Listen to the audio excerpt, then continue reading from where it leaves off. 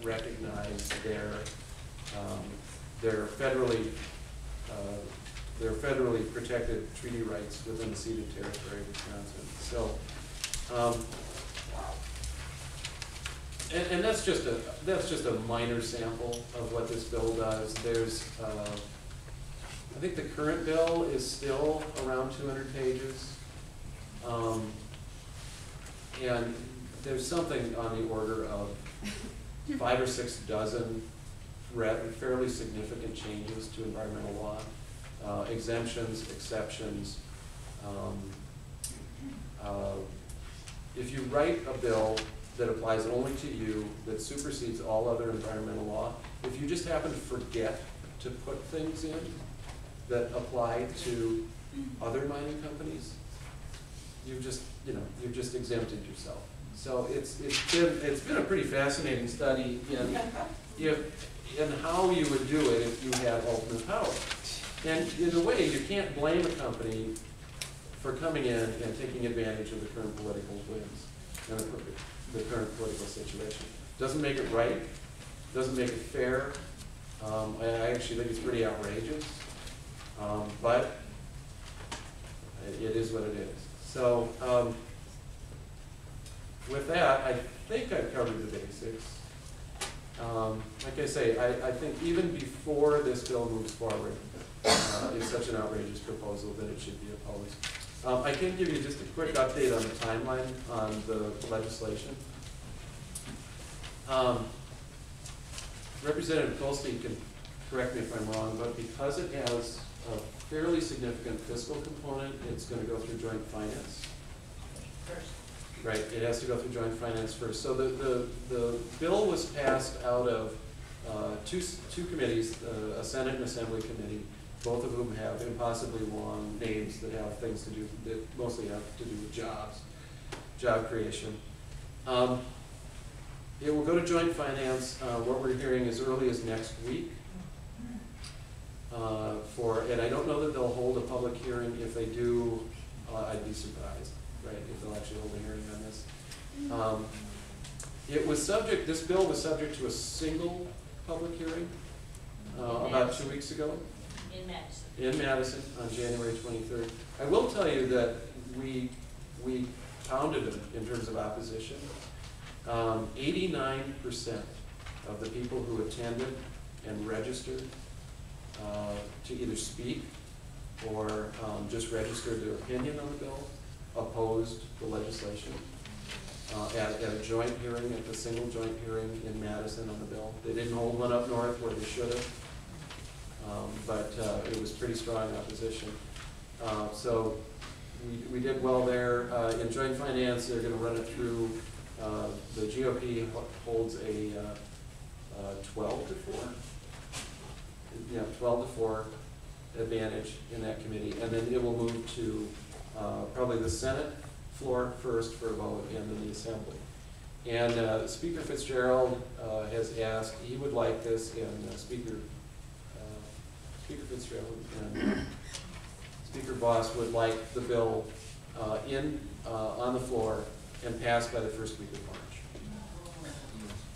March. And I would expect the governor, if it gets to his desk, will sign it within seconds. If it gets there. So we're hopeful that there are still possibly some moderate Republican senators that may join their lone holdout state senator Dale Schultz in voting against the bill. For you guys, are you all? Is everybody in Janesville? It's all Senator Cohen, right? Right, and we know how he's going to vote. He certainly opposes this. We're thankful that he does. Be sure to tell him that you're thankful that he votes against it, and if Representative Kolste holds her end up and votes against it, be sure to let her know. We want to thank our elected representatives for doing the right thing. So we're holding out faint hope that it's possible that it dies in the Senate. I think those chances are pretty low, and there's a good chance the bill moves forward.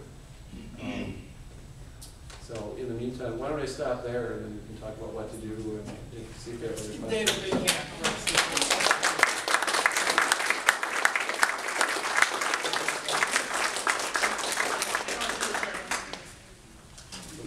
You had your hand first.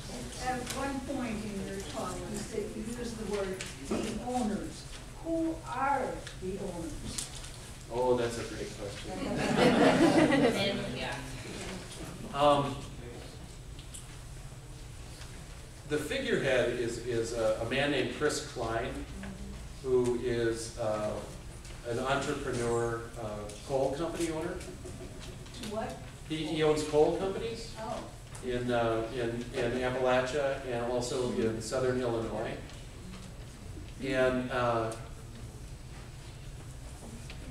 the organization under Chris Klein it's like an octopus. These tentacles lead to a whole series of LLCs, of very small companies that run specific coal projects. Every coal mine has its own separate corporate entity so that when they go bankrupt, it doesn't hurt him. But he also has a large number of investors, private investors. This isn't a public company. It's all private. And so Chris Klein is the figurehead, if you will, but there are a number of at least individual investors, and then we believe there are also some organizational or corporate investors. But we haven't looked real closely at that. In a sense, it doesn't matter all that much because what's really mostly important is what's going on with this. He does have deep pockets. He's a very rich man. He does not like environmental regulations. His MO, his normal operational method is mountaintop removal mining in Appalachia, and then long wall subsidence mining in Illinois. And those are extremely environmentally destructive, and they require a certain amount of environmental flexibility to get away with. So, I think he's imported his model of operations here, at least insofar as what the bill reflects. Two questions. First of all, don't the federal laws or the treaties have any supersedence over state laws? And the other thing is, what's happened with Tim Cullen's proposal? Sure. On the federal law, the place where the federal law intersects with Wisconsin law is over wetlands destruction permitting. So it's under the Clean Water Act, it's called Section 404. And that the Army Corps of Engineers is the federal agency that oversees wetlands. And so if a project of this size, or any project of significant size, threatens or would damage wetlands in some way, generally the Corps of Engineers then will look at that issue and may or may not initiate a permitting process over the wetlands destruction. Generally they do. The reason the Corps of Engineers is important is as the federal agency overseeing wetlands permits, the federal government has a very specific trust responsibility to protect the resources of Native Americans. And this is owing to the treaties that were negotiated with the federal government in the case of the Wisconsin tribes in the 1840s and some a little bit earlier. So, but the federal government doesn't supersede the state. What happens is there can be parallel processes, permitting processes, or sometimes they'll collaborate and do them together. But no matter what happens with this one, the federal government still has that responsibility to see that treaty rights and resources of the tribes are protected. And one place where, and this is one issue that Senator Cohen's bill addresses differently than the Bad River Watershed Destruction Act, is that when the Bad River Watershed Destruction Act imposes artificial timelines, deadlines on permitting, the federal government doesn't have those permitting deadlines. And so if a permitting deadline is too short, on the state level, the Corps of Engineers is very likely to not collaborate as closely with the state of Wisconsin on say, a joint environmental impact statement and joint permitting. Instead, it may go very much its own way, which could take far longer and be a much more rigorous and careful study. And I think that's likely the way this would go if this company does come forward with a permit under a new iron mining law, is that the Corps of Engineers will go off and do its own separate process. They cannot work with the same permitting, short-term permitting timelines as the state.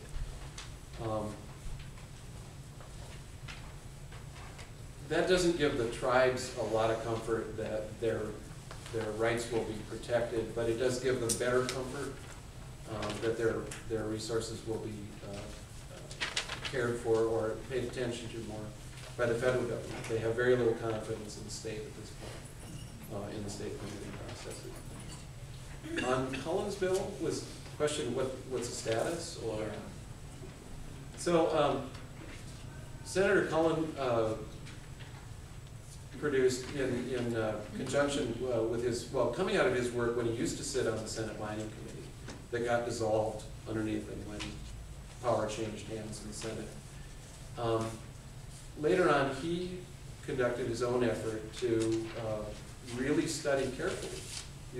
Many of you, I'm sure, know this, but working with Senators Jow, Senator Schultz, Senator Coles, I think Senator Lehman was part of that,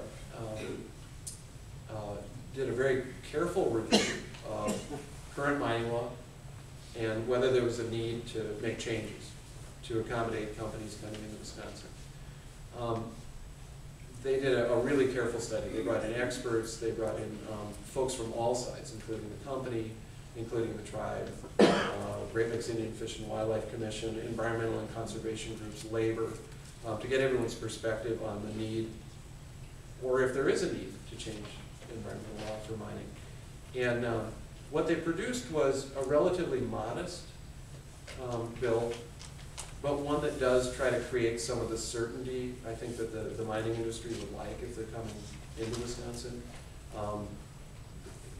Shortening permitting timelines, but leaving room to make the timelines longer, for example. So there's some potentially good things in what he proposed, but it's relatively minor. And I'll tell you, the Sierra Club and most environmental and conservation groups have been neutral on the bill, only because it's unlikely to ever get out of committee. It's got kind of a snowball chance. It's not going to go anywhere. But I do think it's the product of a really, really well done process by Senator Cullen. I just want to make a comment. First, when I first got involved in this, after I was elected, I went up and watched Tim Cullen hold his Senate committee, and Tim Sullivan was there, and also another person that is involved in the Mining Association. And Tim Sullivan at the meeting said, "Don't bring back the same bill.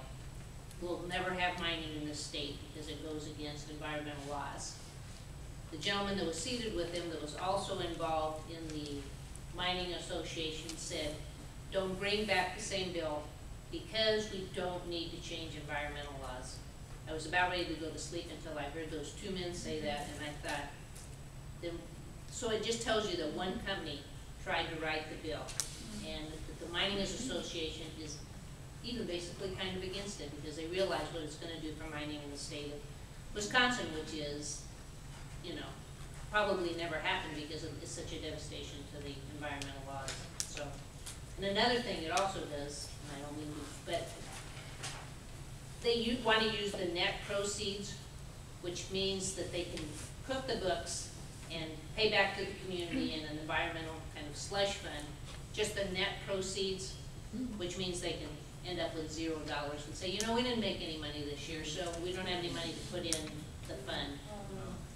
Tim Cullen's goes with gross tonnage, so whatever they take it out of the ground, they have to pay a tax on it. So there are some differences, and I just would encourage you, even though you're not in a senatorial district of, say, Senator Coles, to write them anyway. You know, nothing like a stuffed inbox to get your attention. I was gonna ask that, is there anybody else, any other state senators that we should contact? You know, there's just, I don't know, I know that Senator Kolste, Senator Schultz, I'm gonna hope stays on board. You know, it's scary because it almost looks like a done deal. I mean, we're so far in the minority on the assembly side that there's no hope on the assembly side. So it's only on the Senate side that anything can happen. Yeah, and I never know if it's a good idea. I think any senator or any legislator who's on the fence on an issue would appreciate hearing from folks that are outside of their district, but you're not quite their constituents. So you know, your input to, say, if you wrote to Senator Coles or Senator Ellis or Senator Olson. Ours is Kelsey. You guys have Ketsy? Oh, man. That's never gonna happen. I think you should still let him know. He's all done. You should still let him know. Senator Ketsy can be moderate on some things, and I think he would. I think he needs to hear from folks. Oh, He got an environmental award once. They all do something right once in a while. Thank you very much. Yeah, thank you. Appreciate it.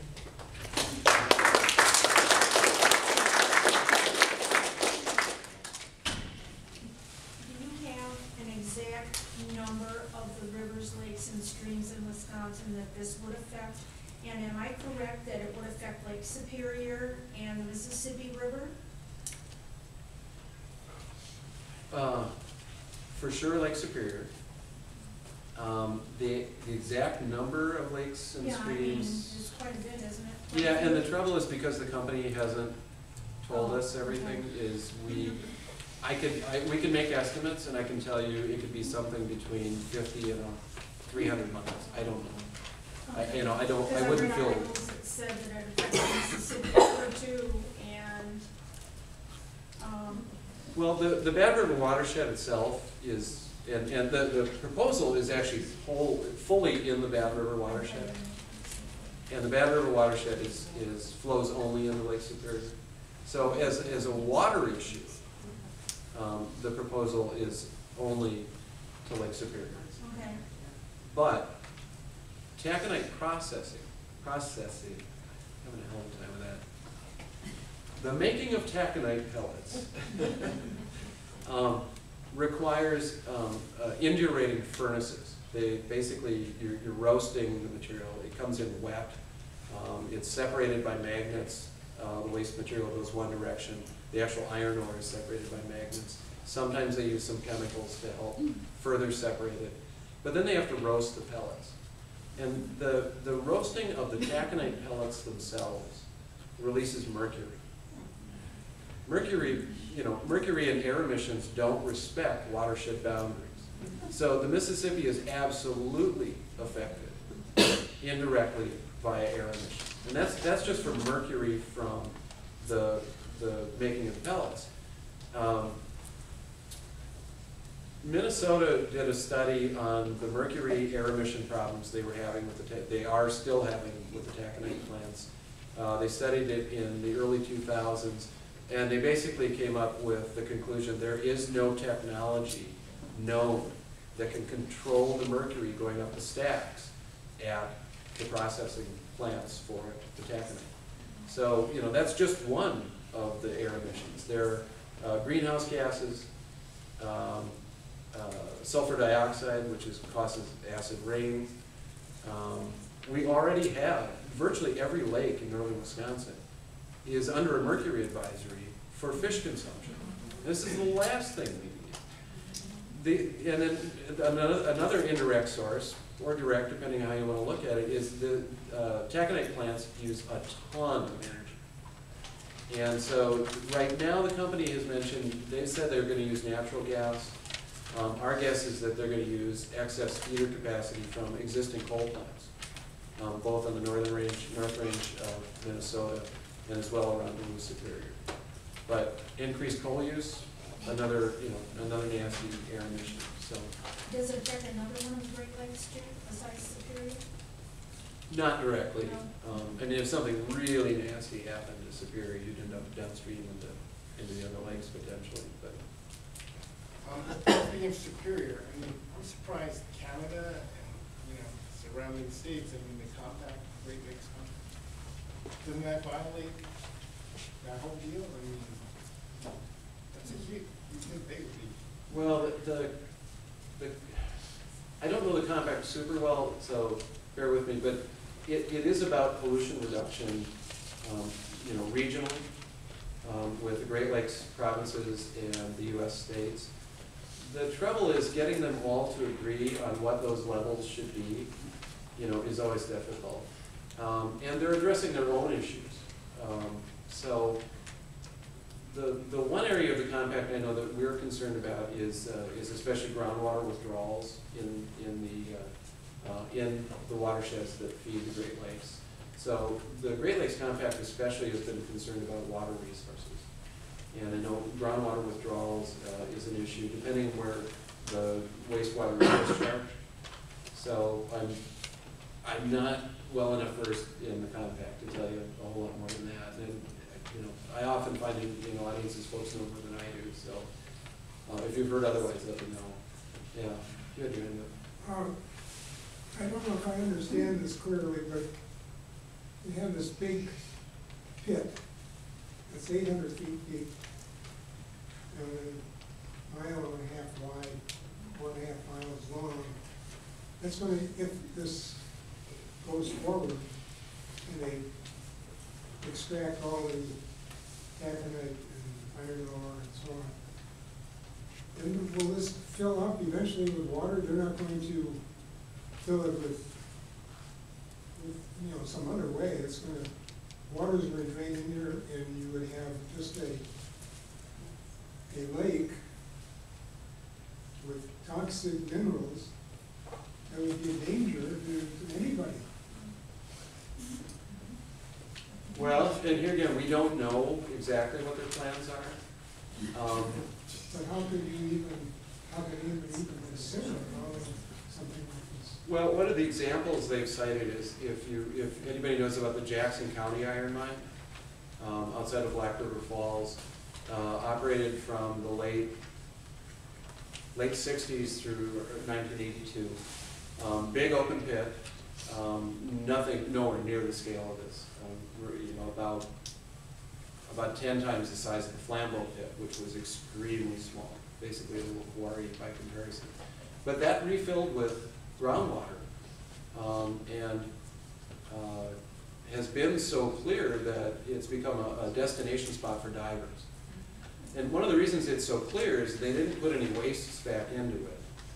And there wasn't sulfide minerals that can cause acid mine drainage associated with that mine.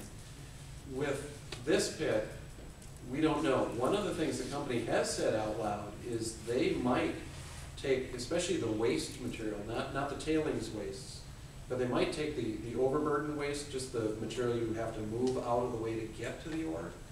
They may stockpile that on the ground near the site and then backfill it into the pit once they make enough room.